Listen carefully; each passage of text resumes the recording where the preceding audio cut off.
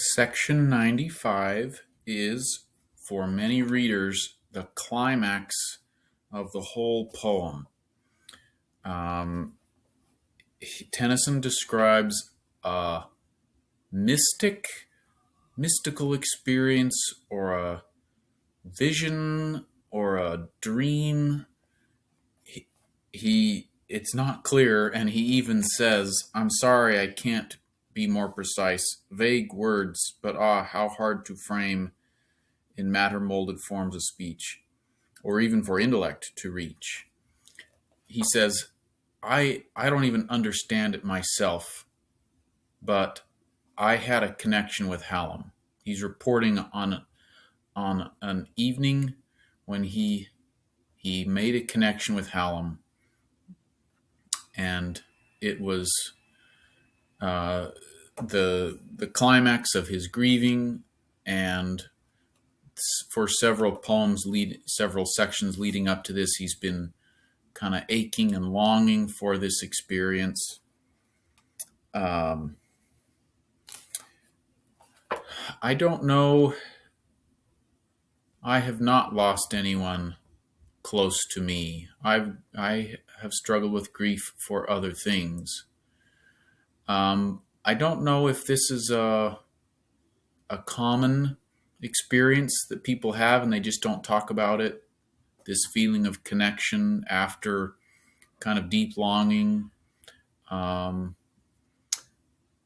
don't know if it's something that should be hoped for or not, or if it's just and I don't know what happened in this incident. Tennyson doesn't either. He just knows he felt a connection. Is hearing this story going to prolong someone's grief and agony because they don't get this experience? I hope not. I hope we can just read Tennyson's beautiful descriptions of his life and be happy that it worked out for him this way.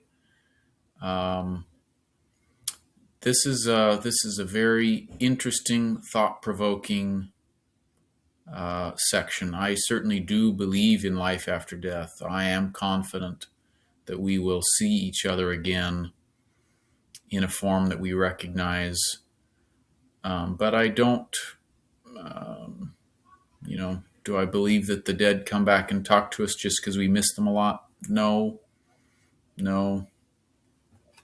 So this is the climax for many people. This is the height of the longing and the hope, and this is the culmination of what Tennyson has been writing about and longing for. Oh, the setting again. So he describes first his surroundings. It's nighttime, dusk is falling. He's out there with probably siblings or other friends, and they're singing and just being outside. And eventually everyone else goes in, but Tennyson stays out, and he starts reading from some old, probably letters or old essays or something, I don't know, that Hallam had written that Tennyson had hung on to. And as he's reading these old writings, by this point 3 or 4 years old, or 2 or 3 years old,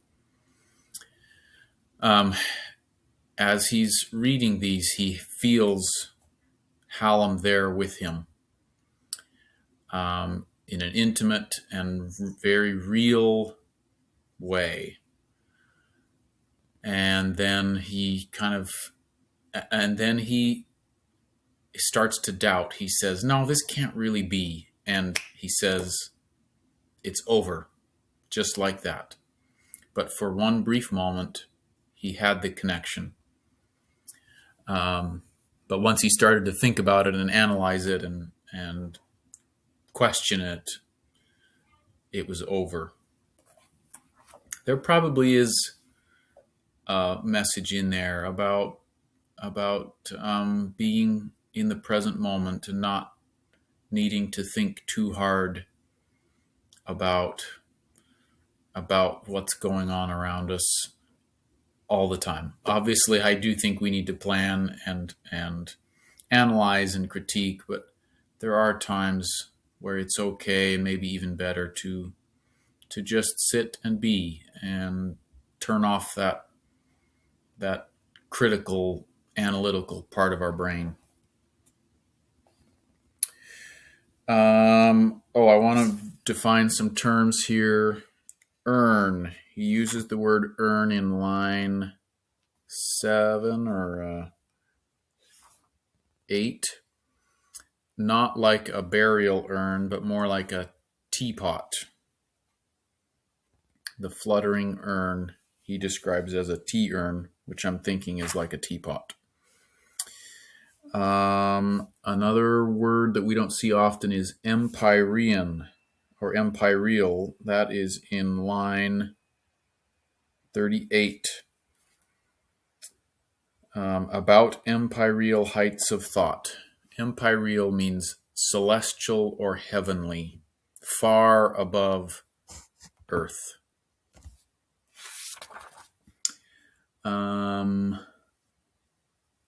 Aeonian.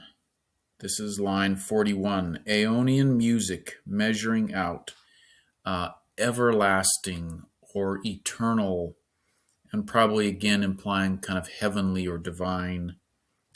Aeonian music, measuring out. And then kine, Kine, means cattle. He mentions here at the end the white kine in the field, the white cattle off in the distance. So it sounds to me like he spends the night outside, and this visionary, mystical experience happens during the night. And then by the end of the section, we're kind of reoriented. We start in the real world, we get mystical, visionary, dreamlike, empyrean. And then by the end of this section, we're back, we're reoriented, we're grounded in the real world. He describes the trees laid their dark arms about the field. So I'm picturing moonlight, shadows cast by the moon, the shadows of the trees laying about the field. And then at the end, the dawn, east and west without a breath. So we're back in the world. All right, section 95, the climax. By night we lingered on the lawn, for underfoot the herb was dry, the genial warmth, and o'er the sky the silvery haze of summer drawn. And calm that let the tapers burn, unwavering, not a cricket chirred. The brook alone far off was heard, and on the board the fluttering urn.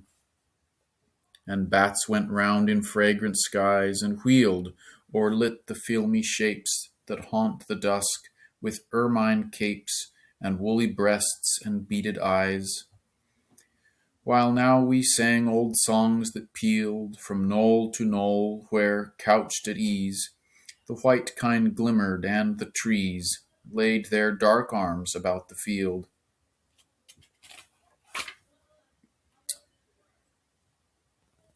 But when those others, one by one, withdrew themselves from me and night, and in the house light after light went out, and I was all alone, a hunger seized my heart.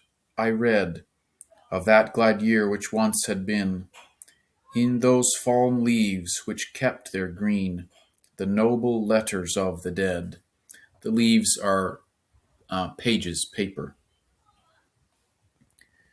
And strangely on the silence broke, the silent speaking words, and strange was love's dumb cry defying change to test his worth, and strangely spoke the faith, the vigor, bold to dwell on doubts that drive the coward back, and keen through wordy snares to track suggestion to her inmost cell. So word by word and line by line, the dead man touched me from the past, and all at once it seemed at last the living soul was flashed on mine, and mine in this was wound and whirled about empyreal heights of thought, and came on that which is, and caught the deep pulsations of the world. Aeonian music measuring out the steps of time, the shocks of chance, the blows of death. At length my trance was cancelled, stricken through with doubt. Vague words, but how hard to frame in matter moulded forms of speech, or even for intellect to reach through memory that which I became. Till now the doubtful dusk revealed the knolls once more where, couched at ease, the white kine glimmered, and the trees laid their dark arms about the field. That phrase was used both before and after the vision, and just as I'm reading, I'm thinking that it conveys a sense that everything else was the same, both before and after this encounter. But through the memory, that which I became implies that Tennyson was different. The world around him was the same, but he was different. All right. Continuing on, line 51 to 53. And sucked from out the distant gloom, a breeze began to tremble o'er the large leaves of the sycamore, and fluctuate all the still perfume. And gathering freshlier overhead, rocked the full foliage elms, and swung the heavy folded rose, and flung the lilies to and fro, and said, the dawn, and died away. And east and west, without a breath, mixed their dim lights, like life and death, to broaden into boundless day, a new day.